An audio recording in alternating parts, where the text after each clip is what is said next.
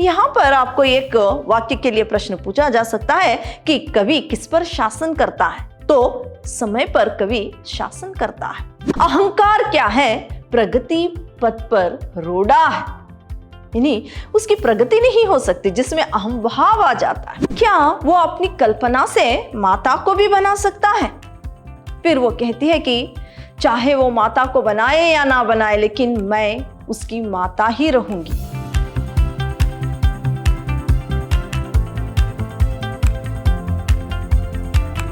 प्रणाम, मैं Rihanna S, अति उत्तम विद्याश्रम की हिंदी प्रवक्ता।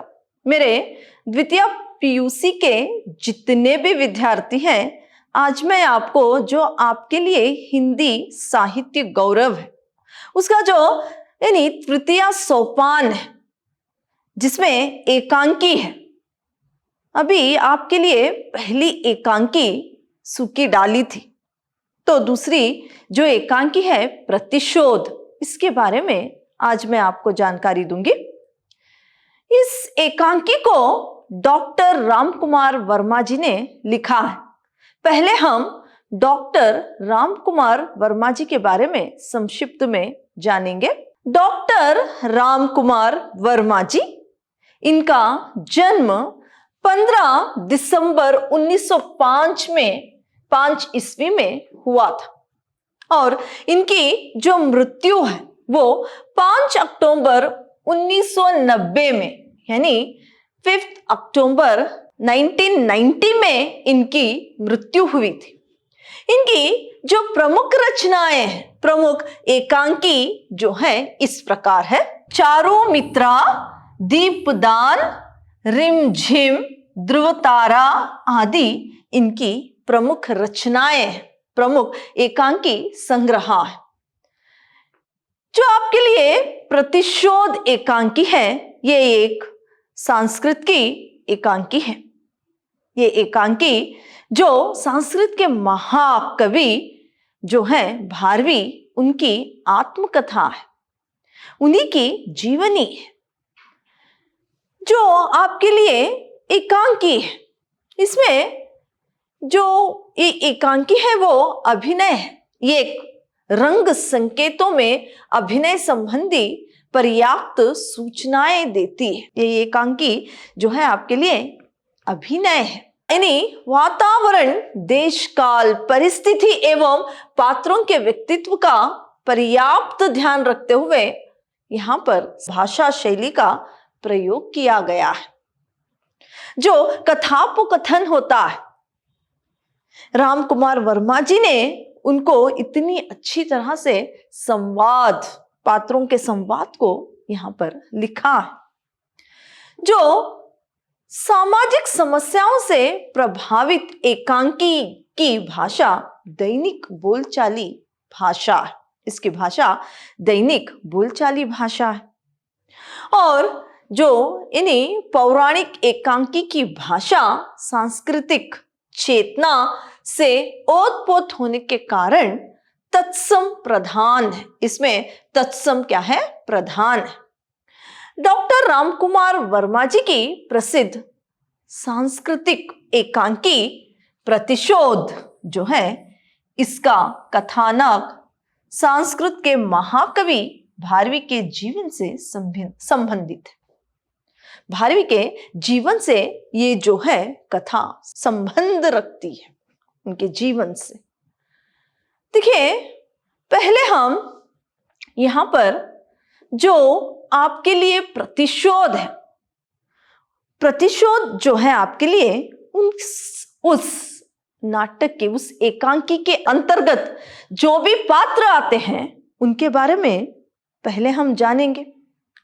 कौन कौन इस एक एकांकी में आता है, इसके बारे में जानेंगे। देखिए, पहले जो मुख्य पात्र है वो भारवी है। वो संस्कृत के महाकवि है। भारवी क्या है? संस्कृत के एक महाकवि है। और उनके जो पिता है श्रीधर, भारवी के पिता श्रीधर भी एक संस्कृत के महापंडित थे। संस्कृत के महापंडित श्रीधर थे और भारवी के पिता भी थे। और इनकी जो माँ है वो है सुशीला। भारवी की माँ क्या है, सुशीला। तो ये माता पिता और क्या है, भारवी, इन्हीं से संबंधित एक छोटा सा एकांकी है। इसके अंतर्गत और भी पात्र आते हैं, जैसे कि भारती, ये एक विदुषी है, यानी जो अच्छा ज्ञान रखती है उसे विदुषी कहा जाता है। एक ज्ञानी महिला जो कि एक विदुषी है वो भारती है। फिर इस एकांकी में आभा, आभा जो भारवी के घर की सेविका थी, तो आभा एक सेविका। सिर्फ इतने ही पात्र इस एकांकी में आती है। यहां पर देखिए, ये जो प्रतिशोध है वो एकांकी, इंसान में अगर अहंकार आ जाए, उसमें अहम भाव आ जाए, यानी उसकी प्रगति में वो एक बाधा है। इसीलिए इंसान में अहंकार नहीं होना चाहिए। इसको इस एकांकी में हम जान सकते हैं। साथ ही साथ माता पिता अपने बच्चों का हित ही चाहते हैं, भले ही उनको डांटे फटकारे। ये तो बच्चों के लिए बुरा लगता है कि माता पिता उन्हें डांट रहे हैं, उनको कुछ कह रहे हैं या पीट रहे हैं, लेकिन उनके मन में सिर्फ अपने बच्चों के उज्जवल भविष्य की ही चिंता रहती है। उनके बच्चों को आगे प्रगति पथ पर बढ़ने की ही कामना करते रहते हैं। तो ऐसे ही इस एकांकी में श्रीधर भारवी को क्या है, और भी आगे बढ़ता देखना चाहते थे। हाँ, जो भारवी है शास्त्रार्थ में जैसे जैसे सभी को हराते, उनमें अहम भाव बढ़ता जाता, उनमें अहंकार बढ़ता जाता। तो अहंकार क्या है, प्रगति पथ पर रोड़ा है, यानी उसकी प्रगति नहीं हो सकती जिसमें अहम भाव आ जाता है। इसको जो पिता श्रीधर देखते हैं तो क्या है, उसे भरी सभा में डांट देते हैं, उनकी ताड़ना करते हैं। और यहां पर जितने भी लोगों को भारवी ने हरा दिया था, अब जब भरी सभा में इनकी क्या है, पिता ने ताड़ना की, तो क्या है, सब लोग उसे देखकर पराहास करने लगे, यानी उसे देखकर हंसने लगे, जो कि भारवी सहन नहीं कर पाता। उस सभा में तो उसने कुछ नहीं कहा, वहां से चला जाता है, लेकिन मन ही मन ये तय कर लेता है कि वो पिता की हत्या कर देगा। जब तक उनके पिता रहेंगे तब तक उसे ऐसे ही सहन करना पड़ेगा। तो यहां पर जो है, भारवी इस तरह से तय कर निकला था और 2 दिनों तक घर नहीं लौटा था। तो इससे उसकी मां बहुत ज्यादा ही चिंतित थी। जब भारवी को पता चलता है कि यह सब पिता उसके अहंकार को दूर करने के लिए इस तरह से उन्होंने भरी सभा में उसकी ताड़ना की थी, वो अपने बेटे को और आगे जाना देखना चाहते हैं, तो उसका मन जो है बदल जाता है। यहां पर जो अपमान को सहन नहीं कर पाता, अपने पिता से प्रतिशोध यानी बदला लेना चाहता था, अब जो है उसका मन क्या है, परिवर्तित हो जाता है अपने पिता की इस बात को सुनकर। फिर वो अपने पिता से क्षमा याचना करता है।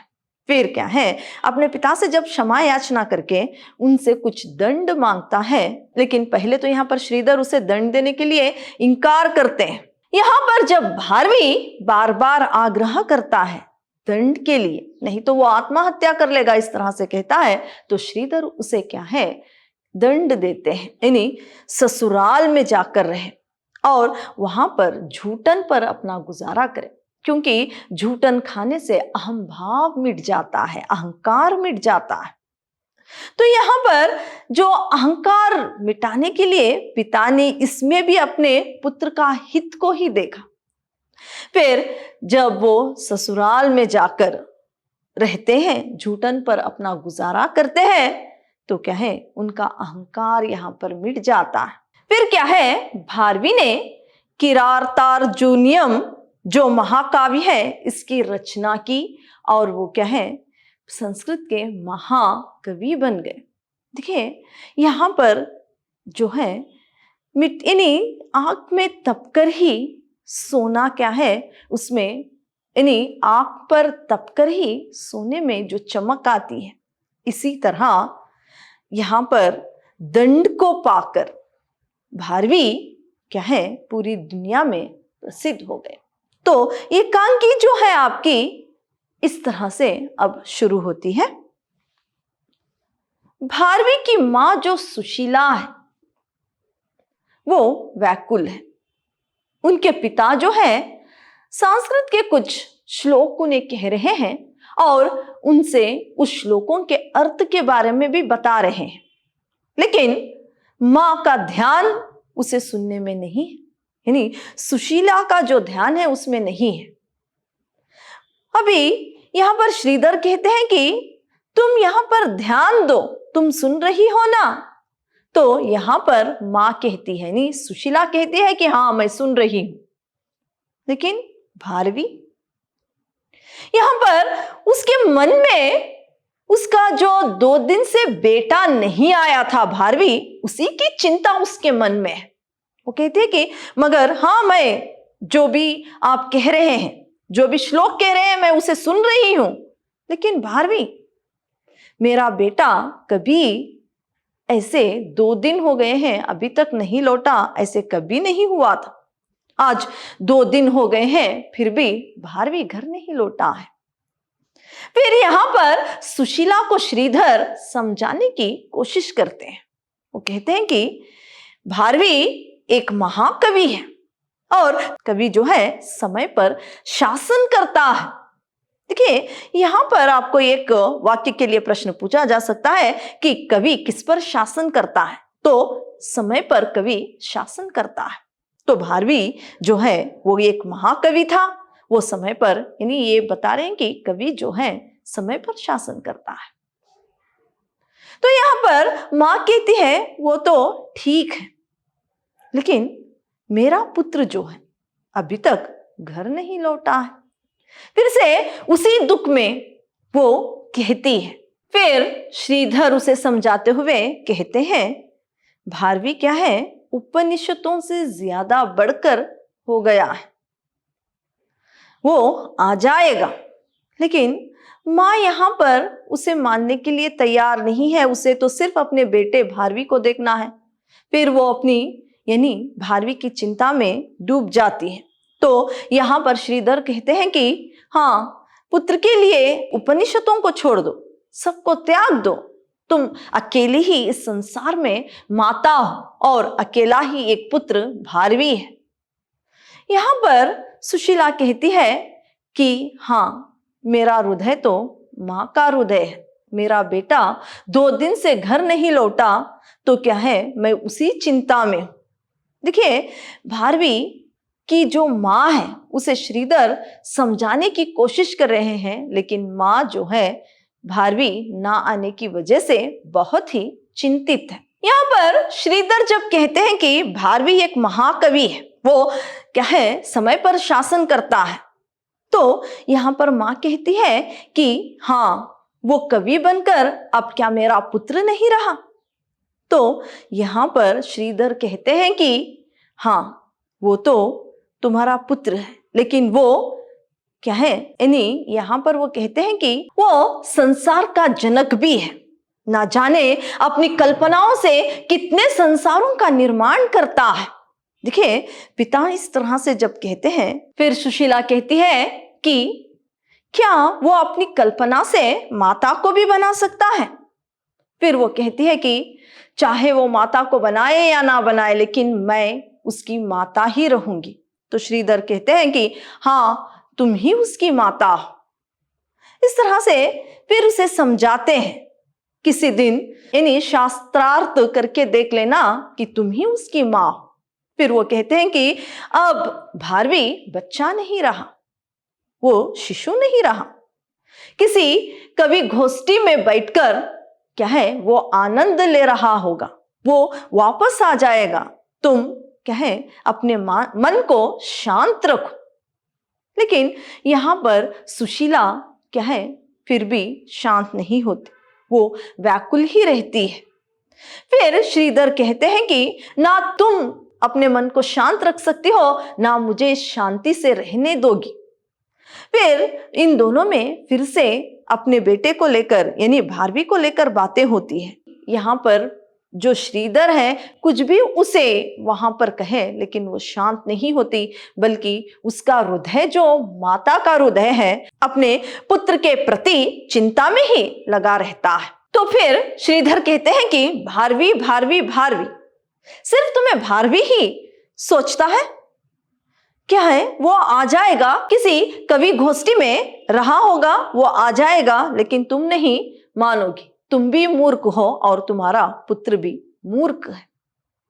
तो यहां पर सुशीला कहती है, हाँ मेरी ममता जो है मेरे पुत्र के प्रति वो मूर्खता ही है।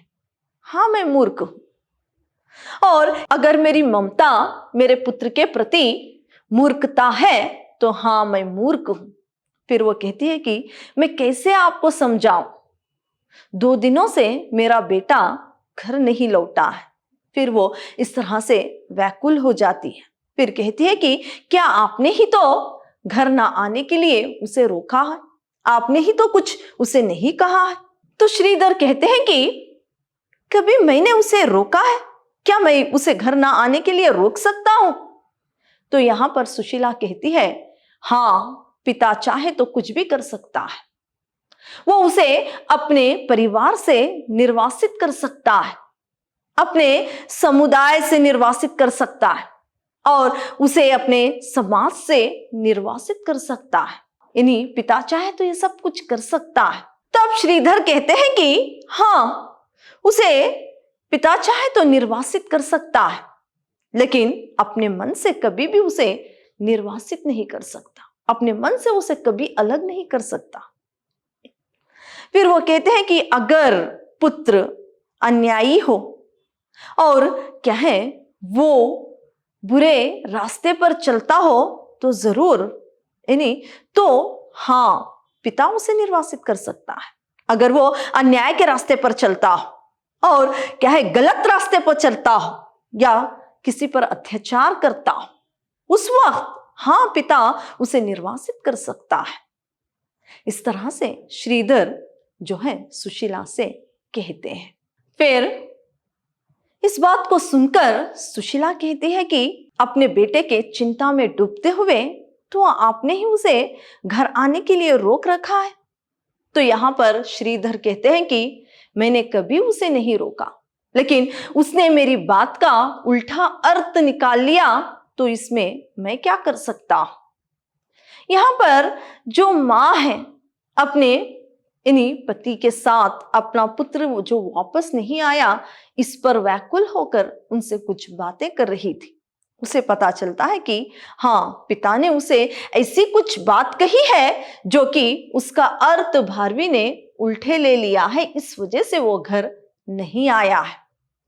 तो जो आपके लिए यहाँ पर माँ और पिता का जो संवाद होता है, यानी दोनों क्या है जो बातचीत कर रहे हैं, माँ जो व्याकुल हो रही है भारवी 2 दिनों से घर नहीं आया, यहां तक मैंने आज आपको एकांकी के बारे में जानकारी दी है। अगले सेशन में और इसमें आगे क्या होगा इसके बारे में जानकारी दूंगी। धन्यवाद।